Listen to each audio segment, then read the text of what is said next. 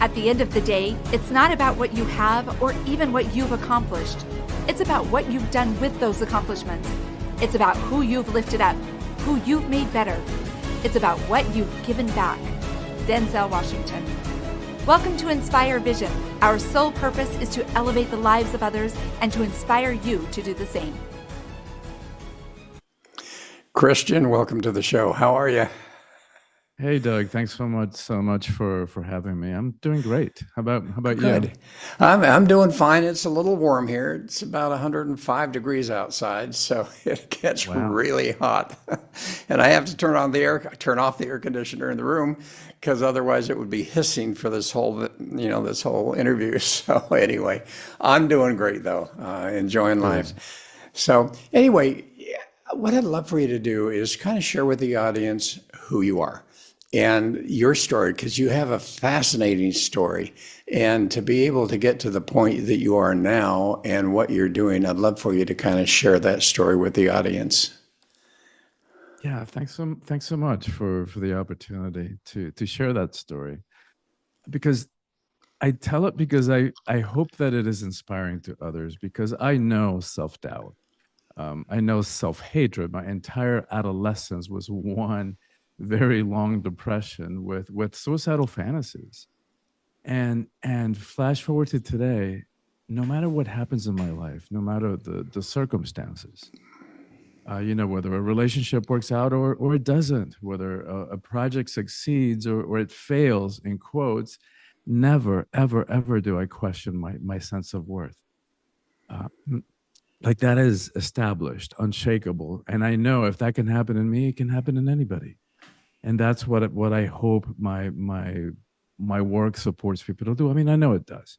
I've been doing transformational retreats and workshops and coaching for the last over 30 years. And I use breath work as a healing modality, as a healing tool. And the combination of the teachings about understanding how the mind works, how we break free from the self-made prison of the mind.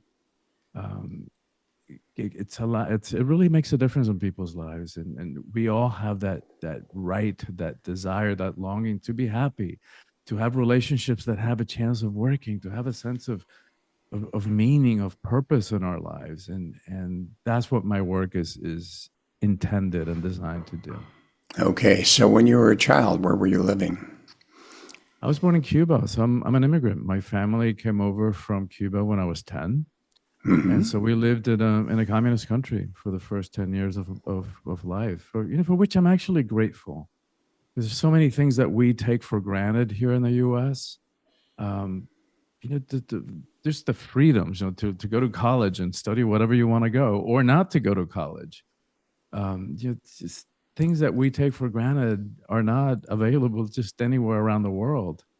And it really, it's kind of challenging to see that how many people just take it for granted and don't get involved, and just kind of let things go depending which way the wind blows. And it's not a good strategy because they're not guaranteed those rights, that they're always going to be there. Yeah, and what was your experience as a child? Part of for which I'm grateful is that we had a TV, but there was nothing worth watching. So we grew up reading, and for that I'm really, really grateful, because it teaches you how to think, how to imagine. You imagine these different worlds and different realities, and we used to create and invent our own games and pastimes. So for that I'm really grateful. That we didn't have that many toys because there were just that many toys to be had. But I'm really grateful for that. For those reasons, it really engenders and supports creative thinking. Mm-hmm. And was it a great childhood? I know you had good parents. Was it a good childhood? Were there challenges that you faced? What went on there? Well, I mean, yes, and right. It was a beautiful childhood, and yet, living in a communist country, you're living in fear. And even though we as kids were kind of sheltered and protected, you still, you couldn't notice what's going on. For example, I remember this this. And, you know, my family had it better than most because my dad was a doctor and had connections. You know, you could get stuff with for friends that from friends who worked in foreign embassies, or there was a black market. I remember my parents trading with the Russian soldiers who were based in Cuba at the time, you know, trading rum and cigars for butter or whatever it was that they could get from the Russians. Um, and I remember one situation in which my parents had bought, you know, like half a cow from some farmer somewhere. And in Cuba, which is, you know, goes to the point of taking for granted our freedoms here, like in every city block, there's a comité de defensa, like a defense committee. So they're basically spying on the comings and goings of everybody in that city block.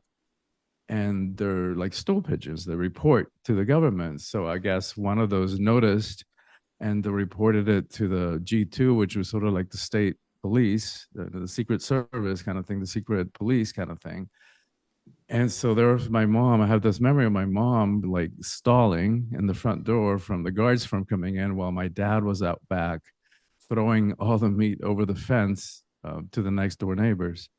So just little things that we take for granted here, like chewing gum. Like what's chewing gum to us in the US? Like nothing. We put it in our mouth and spit it out, don't even think about it. When we were kids, and again, because my parents had friends who worked for embassies, once in a while we used to get a pack of chiclets, you know, the little Yeah. chiclets.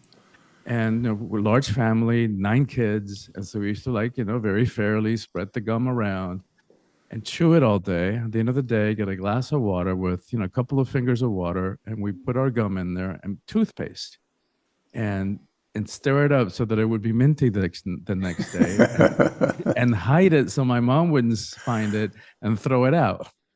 And we could, you know, keep it going for days and weeks at a time until she found it and threw it out. Oh, that's funny. Well, so, you know, you mentioned that you really did, even with the experience and with your dad's connections and so forth, you experienced a great deal of fear as a child. When you came here to the United States, did you find that that immediately went away, or did you find that you were still experiencing that sense of fear, even though you were in an entirely different environment? Well, it was a different kind of fear that surfaced because, you know, came to the States without speaking a word of English, and we landed in Georgia, and it's a small town in the center of Georgia, because of a psychiatric hospital that where my father could practice as he was going through the whole licensing process here. And, you know, they didn't take very kindly to foreigners. So there was that whole other fear of fitting in, of being rejected, of like struggling, like so many people do, you know, at that age to begin with. But in my sense, it was like even to communicate. And so, yeah, I don't have very fond memories of that phase of my life. Um, And you so, know, I think we all experience to one degree or another fear, but obviously what you went through. I mean, I'm here in Thailand right now. I'm here for the winter. I'm heading back to the U.S. oh At the end of wow, May, but I can tell you, not being able to speak Thai, which is one of the toughest languages to learn, and to try to communicate with people, you know, I don't know if it's fear. I get so frustrated because I'm yes. not being understood, or I'm not understanding them, or I think I'm understanding them. I found out later that it was totally an opposite thing they were saying. And so I can imagine how difficult that is. And that was for you to come into the US not being able to speak the language at all. And English is not an easy language to learn either. Oh my God, Doug, it's a bitch to learn. I mean, just the pronunciation is so difficult because there's no rules. Like, just think about the OU combination, those vowel sounds. You could probably, you know, pronounce it like 10 different ways, and there's just no way other than memorization to learn it. It's not an easy Oh, language for sure. I know. So, how did you end up writing this book, Awakening the Soul of Power? You know, because I've been thinking about it for a long time. Why is it that so many of us struggle with issues around power? Um, and why is it that we give our power away? You know, like why do we say yes when inside we really feel no, like it's not okay with us? And how many times have we done that? How many times have we swallowed our dreams, our perceptions, our thoughts because of that fear of rejection or fear of whatever it is that we're afraid of. Well, And and so what what's your definition of power? Let's stop for a minute, and for the audience, your definition of power, because people, as you know, as we're talking about it, we all have this different perception, and when we hear the word power, people are going to think different things based on their experiences. So, with the yeah. book Awakening the Soul of Power, what is your definition of power? Yes, and that's a beautiful question. Thanks for clarifying that, because I'm talking about personal power. Our potential to be all of who we are. Power also comes is our ability to do. Like, words like poder or pouvoir in French mean not only power, but they also mean the ability to do. So it comes to the same root of potential. And so to me, power is agency, is being able to be who we are fully, no matter what, and to express that in the world. And so, so many of us are so confused about that word power. So and there's so much conditioning about it, right? With quotes like "power corrupts," and absolute power corrupts absolutely. So no wonder we have an ambivalent relationship to it. Part of us wants it, part of us is afraid of it. And what they didn't tell us about that quote is that Lord Acton was speaking specifically about political power, not the Yeah. personal power that we're talking about here.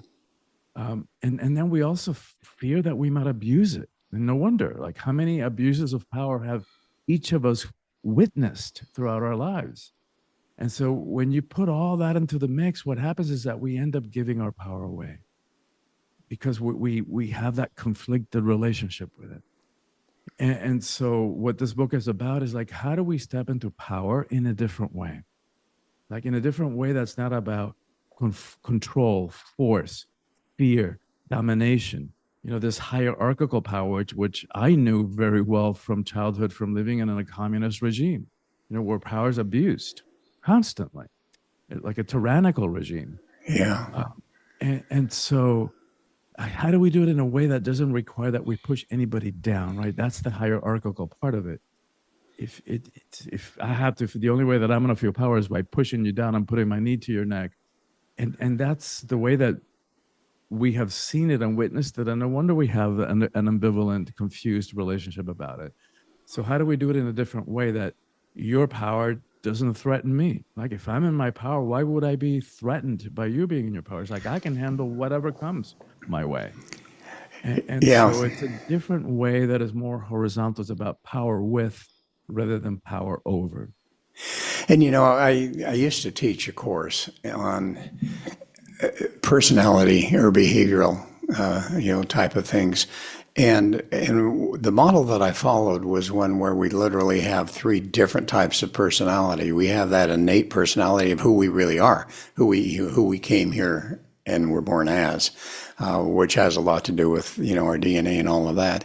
But then we have that social power, or that social personality. And in that social personality, there are two options. Either we are at the effect of all of those subconscious imprints or the surroundings around us or whatever is going on, and therefore we have to act and be as we're expected to be, or we have the ability to control. And if I'm going to a particular event, I can behave in a way that's appropriate for that, and then go to a different one and behave that way. But I'm choosing to do that. And then obviously there's the third one, which basically is how we really are coming across in this world. But what I find is when we get to that second one, which is the social personality, it really reminds me of people talking about how they never have been able to speak their voice, their true voice. And from what you're talking about with power, what comes to my mind is the power to be who we really are. Exactly. Exactly. To be authentically ourselves in whatever situation, because we're so conditioned and we interpret what we think other people's expectations are of us. Because a lot of it, we're just making it up in our own heads. And so we show up this way at work, we're this other way with our parents, this other way with our kids, this other way with our friends, this other way with our partners or spouses. And it's exhausting. Like what we're talking about is like, I love the way you speak about it, because we just get to be who we are wherever we are.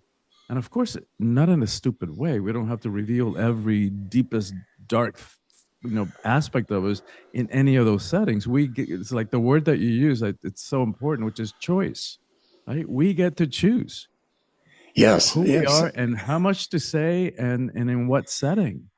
And rather than make those choices from an authentic place, rather than because of some unsolved, unhealed trauma that happened to when we were 5 or 10 or 15, and we've made some choices about that from that limited perspective, from those misunderstandings of young minds that didn't know any better. And so we've made all these huge assumptions about who we are and how to be in the world, and what our roles are according to society and societal expectations, and it's all made up. And I love your emphasis on choice, that we get to choose who we are wherever we are and at any point in our lives. It's Well, it's liberating. interesting. Yeah, I love some sayings that, we are either at the effect of things or we are in control. We are at cause. And the interesting thing is, I think more about it. If we are constantly at the effect of environment and subconscious beliefs and all these type of things, we are literally living a life of victimhood. The only way to get out of that is to be able to truly achieve what you talk about, is getting the power of the soul and becoming who actually we really are.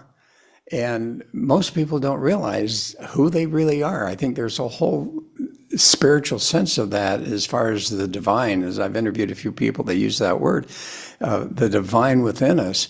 And most people really don't even recognize that it's there, because they've been so hammered, as you say, with your experiences and others, of this different type of situation where their perception about themselves is completely different than who they really are. Absolutely, Doug. And you, man, you're going right for the jugular, right? This whole thing about victimhood. In over 30 years of doing this personal transformation work and supporting people to get free and step into their authentic expression, I think that's the hardest thing to do, is to tear up that victim card. Because, and it's so subtle and so insidious, that poor me, woe is me.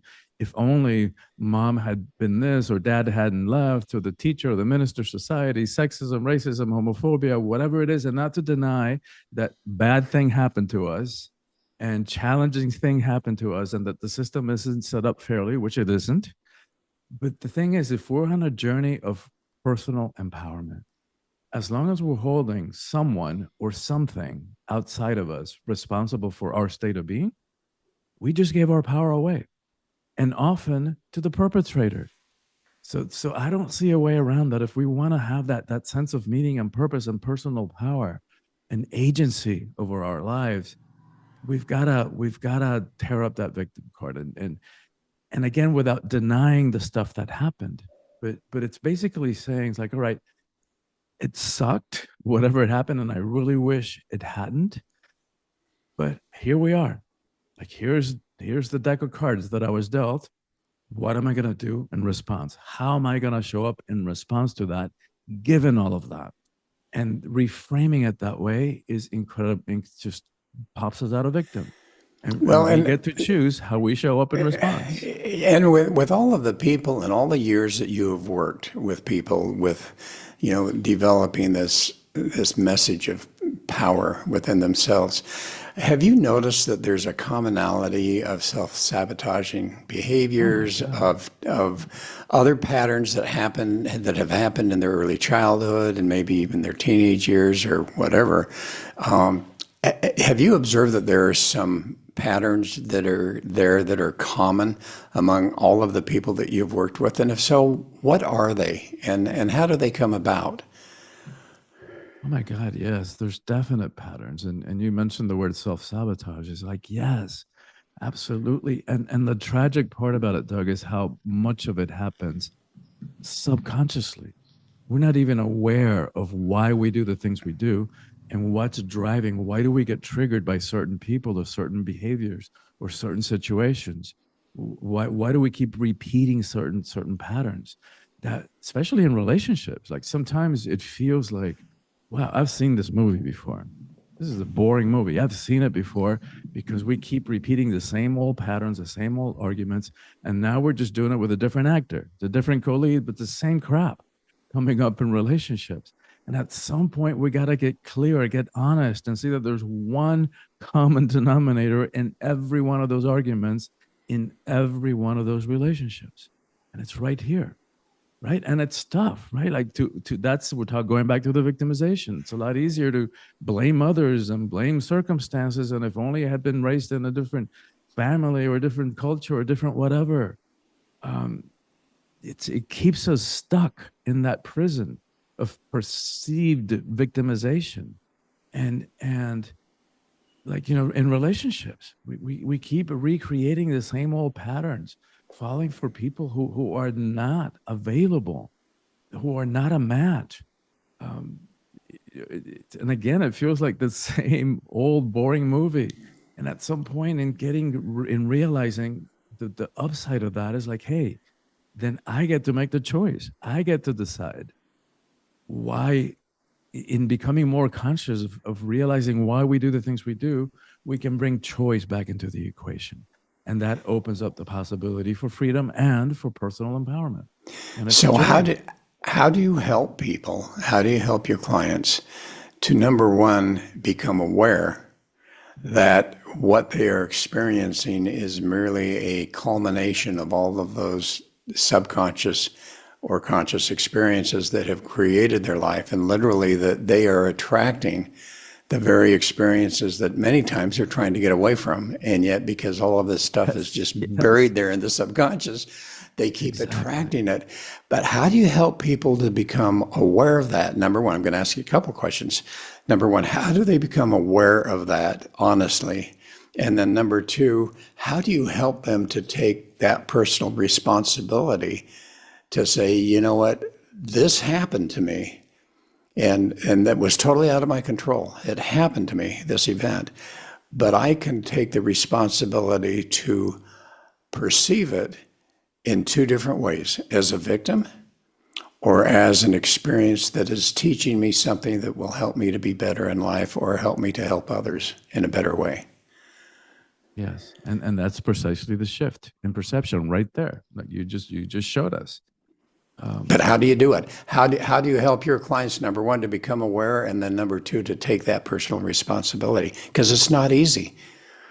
No, it's nothing less than heroic. Now that I frame all this as a heroic journey, as a hero's journey, and I don't use that word lightly, right? Coursing through life and feeling at the effect of feeling like we're buffeted by life's ups and downs and curveballs. Anybody can do that. React when somebody hurts us, splatter somebody against the wall when somebody did something that we interpreted as painful. Anybody can do that. To take a pause and to go, ouch, that hurt. How do I want to respond? To have the presence to choose. It's a journey and nothing less than heroic. And it begins with, well, how do we do it? Begins with awareness. It begins with awareness. Right? We can't do anything about what we can't see.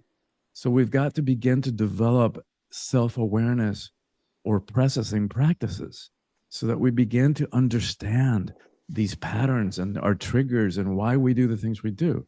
One thing that I always begin with in my workshops and my retreats is understanding, like teaching people to understand what the ego mind is. Because if we want to have a relationship, our relationships to have a chance of working, if we want to have that sense of meaning, of empowerment, we've got to understand that, because it's our greatest sabotager and saboteur. And so we don't have time to get into it. It's a long conversation, but here's a great visual that helps us understand. If you put a baseball in the center of a stadium, that's what the ego is, right? The ego means I in Latin. It's that sense of I-ness. This is Christian. That's Doug, right? That's our sense of individual personality, separate identity. And so that's the baseball. That's our sense of I-ness. Who we are is actually the stadium. And we've allowed this tiny, tiny, tiny part of who we are to think that it is all of who we are, and to make some really important, significant, consequential choices about what we do with our lives, what kind of relationships we say yes to, what kind of opportunities we participate with. We make all those choices from it's very small tiny, limited, and always fear-based perspective. So that's step one. And then I have a whole set of teachings that go with that. A whole set of teachings that go about how to do relationships consciously, so that again we're not at, like you say, at the effect of these subconscious Yeah. patterns that have And been ruling and we'll get into that. governing us. I want to get into that a bit more, but I want to talk about the ego because I think that's something that most people don't understand. It's fascinating as I've been here for the winter. And so, my curiosity has caused me always to study different things. So I've really been fascinated by Buddhism. And as I've tried to understand it a little bit more, there were items that they talk about that I just could not figure out in my mind. And one of those was to understand your not self. And as I've heard that, and I'm thinking, how do you do that? How do you do that? And all of a sudden, you talking about it, I've had a few other people talking about it, talking about the ego and how our ego literally controls our lives and not in a good way. And now I finally go, aha, that was that aha Yes. moment that is like, Exactly. what he's talking about is get rid of the ego That's and it. don't let it control you. Because literally, that ego is the one that seeks for riches. It seeks for this. It wants this. It wants that. And as we keep wanting all of those things, it causes us to behaviors and so forth that are not necessarily who we are. But we feel like that's going to prove to people who we are, when in fact that's not really who we are. But the ego is telling us that's what we need to do. Yes. How do you find you help people to break that, as you call it, that self-imposed prison of limitations, that ego? How do they learn to break that pattern so that they are literally not being controlled by their ego? Yeah, and it's a journey, right? It's a heroic journey. It's nothing less than that. And so part of it begins with understanding. Like, right, what is the ego? How does it work? Where does it show up in my life? Beginning to see it in each other, right? We start seeing it in each over there first because that's easier to see. That's harder to see in ourselves, and our self-defeating patterns and all of that. That's all the realm of the ego. Our reactivity, which is what gets us into trouble, right? Somebody says something, we interpret it as hurt, which is also through the filter of the egos and all its past unresolved hurts. And so we have this false sense of self, and and and which is also impacted by conditioning and societal roles and all those definitions and limitations. And so we have this false sense of self, and we're coming from that. So part of the process of freeing ourselves, it's got to start with understanding, like, how does it work? So I've got a whole set of teachings which are really helpful about understanding the ego and how it works. And because we react and then we regret, right? That's like the adrenaline takes over. We say something that hurts somebody back, and then the adrenaline dissipates. It's like, oh my God, I can't believe I said that. It gets us into trouble. It harms our relationships, and it doesn't get us what we want. So it begins with understanding, and then I bring in a healing modality, which is the breath work that I started to talk about earlier. Which, my dad, as I said, was a psychiatrist. I studied psychology. I was on a track to get a PhD in psychology until I discovered breath work 33 years ago, and it changed my life. Like, after one session, Doug, I knew I had to do it again, and I knew that I had to make it available to others. And with all due respect to psychotherapy, in the right hands, with clear goals, it can be incredibly supporting and life changing. And we all know that you can sit on somebody's couch or in somebody's office for 5, 10, 20, 30 years at a time, rehashing the same old crap, and nothing happens. And why is that? Right? Because the trauma no longer lives up here in the mind. It's been somaticized and now lives in the body. So talking about it is not really going to get to it, right? So we've got to find modalities like breath work that bypass the mind and go to where the source of the trauma live, and clear it and heal it. And it's incredibly effective. And it's hard to believe. I know that just from breathing, so much healing can happen, and provide these moments of non-self that you're talking about. We helps us pop out of the limitation of the baseball into perceptions of the stadium or true nature. But I can't argue with the results. It works. With Okay, so you're talking yeah, about breath work. So are you talking about meditation? breathwork, you could say, is a type of meditation. Meditation has it's all other set of practices, right? Breathwork, it's kind of a shortcut to high meditative states. It doesn't replace meditation.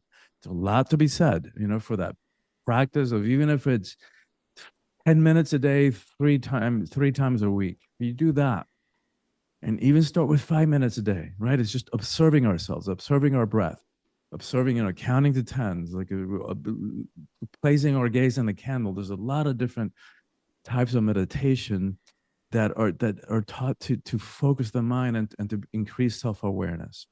So there's a lot of benefits for those. Breath work is something else, right? And again, breath work is a large umbrella term. A lot of breathing practices. Anybody who's gone to a yoga class has done breath work. The one that I'm talking about is longer. It's like kind of breath work on steroids. You breathe in a certain way, in a circular, connected way for about an hour and a half, and amazing things happen. Amazing Okay. things happen. So I'm fascinated by meditation, but I'm also fascinated by breath work. And I've not really ever understood it. And as you say, there are all sorts of different things that they talk about breath work, whether it's yoga on the mat or whatever. So the breath work that you're talking about, could you get a little bit more detailed here, if you don't mind, and really explain to the audience, what are you talking about? This type of breath work, how do I experience it? What do I do in order to experience the breath work, and how do I do it in a way that I can sit there for an hour and do that and experience what you're talking about? Yeah, well, this particular type of breath work, I wouldn't recommend that initially people try it on their own, because it's really powerful. I mean, Okay. I've had people and really profound stuff gets healed, right? But part of the way that it works is like what used to be spiritual teaching, that everything is energy. Now we know from quantum physics that it's true. Even what seems Right. solid, this chair that I'm sitting on, my body, it feels solid, but it's not. It's vibration. And we know from physics that energy cannot be destroyed. For all the hundreds and maybe thousands of times that we have swallowed our emotions, right? That we haven't given them voice because we didn't feel safe saying how we felt. That stuff doesn't go away, right? Because energy cannot be destroyed. Emotions are energy too, right? So they get stuck in the tissues of our body. And after years and decades and a lifetime of suppressing our emotions, we walk around with layers and layers and more layers of suppressed emotional crap and unhealed past trauma, stuff that we never worked through. And we try to sweep under the rug. And again, that stuff doesn't go away if we don't work with it, if we don't heal it. And so Right. here we are trying to have a relationship and in the present, and it's all getting filtered through that lifetime of suppressed emotions and unhealed past trauma. Yikes. Because we then start projecting all that stuff on each other. And it's not that, no wonder, our relationships most of the time don't work. We haven't been taught how to hold them. We haven't been taught how to approach them. And we certainly haven't been taught how to heal ourselves from this bag of unresolved emotional crap that we walk around with. And so the beauty of breath work is that it clears that. And because we're healing stuff from our past, sometimes stuff comes up. I've had countless people work through and sometimes remember like stuff like sexual trauma, sexual abuse. And so it's good to have somebody who's holding space with you, who space for you, who can help create that safe environment in which that stuff can come up. But I wouldn't recommend initially trying it on your own. So to work, do the first 5 sessions, the first 10 with a trained professional, then you can be taught how to do it on your own. Okay. And So, not that the and it's technique different. isn't, yeah, it's not a difficult technique. It's just a way of breathing. The technical part of it is easy, but it's creating the safe environment so that that stuff can come up from where it's been suppressed in the subconscious into the conscious, so that it can be cleared. And like we were talking about earlier, so that we're not making choices because of our unhealed past and unexamined fears, so that we can make these choices from a place of consciousness and presence and freedom, not because of our unhealed pasts. So, have you found, I do a lot of meditation. In fact, practically every morning, I will do some walking meditation and listen to different frequencies and, go through that whole process.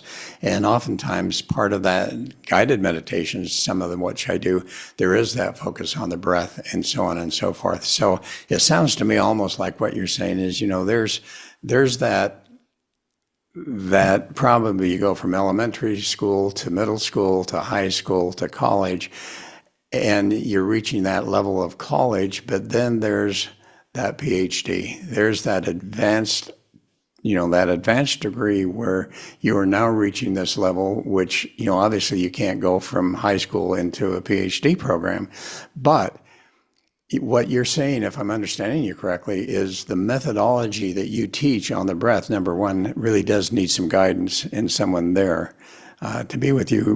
But secondarily, that it is really that highest level of advanced type of, quote, meditation or whatever you want to call it, that for some reason brings forth all of these things and really creates the healing that needs to heal. There's so much science now behind the quantum field, the energy that's there, the meditation to whatever degree people do that, and the healing and literally being able to see the physical changes, the biological changes at the cellular level that are occurring because of that. And what I hear you saying is that your breath methodology is literally putting them up at that PhD level.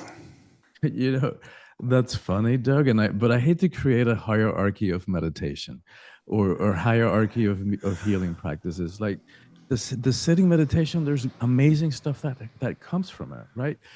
And even again, if we're going to do it just a few times a week, most of the time for the majority of us, it's going to be boring. Right, it's going to be sitting there watching my thoughts. Oh, and there I go. Then I was suddenly futurizing about the argument that I'm going to have. This is what I'm going to run when I see my colleague. This is what I wish I would have said to her. So rehashing the past and then projecting into the future. This is what I'm going to tell them when I go to the office. Or back to the breath, back to the mantra. Oh, and there it is. Now I'm doing my to-do list or my shopping list or whatever. Back to the mantra. Most of the time it's that. Once in a while we have that moment of no thought and clarity and in profound peace. But the benefit of being willing to do that work of going back to the thought of the mantra is going back to what we started talking about, the self-awareness, right? So when the rubber hits the road and I'm about to go and say something or do something that later I'm going to regret and it's going to go south and it's not going to end well, that's where that meditation practice of self-observation, of watching our thoughts and our emotions, that's where it comes really helpful, because it buys us that moment of grace and that moment of choice that allows us to make a choice rather than just react and regret. So, I mean, that is priceless to be able to do that. And what have you observed with your clients? And you talk a lot about relationships, so let's just talk about that for a short time. What have you observed with some of your clients as they go through this process and go through the breath technique that you're teaching and so forth? What results have you seen, particularly in relationships? Because I think that becomes one of the biggest challenges that we all experience to some degree, and you brought it up a number of times. Those relationships can be so challenging and oftentimes end up not being relationships anymore. What has been some of your personal experiences with clients where you have observed this helping them to the degree that it really has resolved and helped a relationship to get to a level that it's never been before? Oh my God, so many examples of that. Because once we understand why we do the things we do, especially when you've got both partners working together, and rather than blaming them and pointing the finger and you did this and you did that, it's like we're using all that stuff that comes up in a relationship to speed up our own process of work and healing and clearing and transformation, rather than blaming the other person, which is what most of us end up doing. So if we use the relationship consciously and make some safe assumptions, if it's there, it's here, right? So how do I do that? And it's going to look completely different. And again, it's a huge conversation. Like I'm writing a whole book about this. My second book, it's about relationships. But here's a great example of what we were talking about, the ways that we sabotage our relationships, sometimes even before the get-go. So this is a woman that came to several of my retreats, highly successful, like vice president of a global multinational, and like real vice president, not like, like in banking that you have every bank pres every other person's a Right. vice president. This is like a real vice president, and yet in her personal life, like had never, and this she probably in her middle 50s when she came to me, had never had a relationship. Like, yeah, she dated and yeah, she'd had quasi relationships, but never a real authentic one. Through her work with breath work, she's one of these people that I was talking about who started recovering memories about sexual abuse and started making all these connections. Like she had moved back into the town of her childhood and hadn't realized that she was living down the street, literally like 3 blocks down the street from the perpetrator who had abused her as a child. Wow. And it's like, I mean, that goes to show how much of this is driven subconsciously. And so through her work, like I remember the last session of this last retreat of like, we do multiple breathwork sessions over a weekend retreat. In the last session, she realized that she saw herself in a dark room and realized that she was the one that inside the room, and that she was the one who wasn't let herself out, and that only she could let herself out. And so there was a part of her, because her father had been absent, that she identified this person, her abuser, was also like a father figure. So she didn't want to completely let go of it, right? Because she Wow. had gotten interpreted so much meaning because of that special attention that she got from this man. And so in finally letting herself out and owning all of it, like that was on a Sunday. On Tuesday, she was having lunch with a friend, and the friend goes, "Oh, I don't know why I hadn't thought about this, but you need to meet my friend so-and-so." Within 2 weeks, they had lunch. Long story short, I married them. And they're still in this amazing kick-ass, like relationship that's where they share passion, not only in the bedroom, but outside of the bedroom. And they're using that relationship to help each other grow and fulfill their potential. So how does that work from breathing? I mean, and I know it wasn't just the Yeah. breath work, but it was a combination of all the work that she did with me before leading up to that moment. But that's the kind of freedom and empowerment that's accessible to any of us. Yeah, and it's so miraculous and people don't believe it, and yet it is so true. And I have heard so many stories of that type of emotional healing, physical healing, all of those Yes. type of things that are just amazing. So as we come to a close, what I'd love for you to do is just take a moment and share with the audience, if you just could take all the messages you want to give and pile it into one short message, what would that be? That's a great question. That no matter what happened to us, and that no matter what happens going forward, one thing that we can know for sure is that life is going to continue throwing curveballs our way. And so that no matter what happened and no matter what happens, we get to choose who we are, and that we can break free, and that there is a way that we can step into our personal power and to express all of our potential in a way that is a match for us, and that we all have access to that. That is our divine birthright. Wonderful, wonderful. And so the book, Awakening the Soul of Power, how do people find it? It's available wherever books are sold. You can order it at your local bookstore if you want to support them. It's also available on Amazon.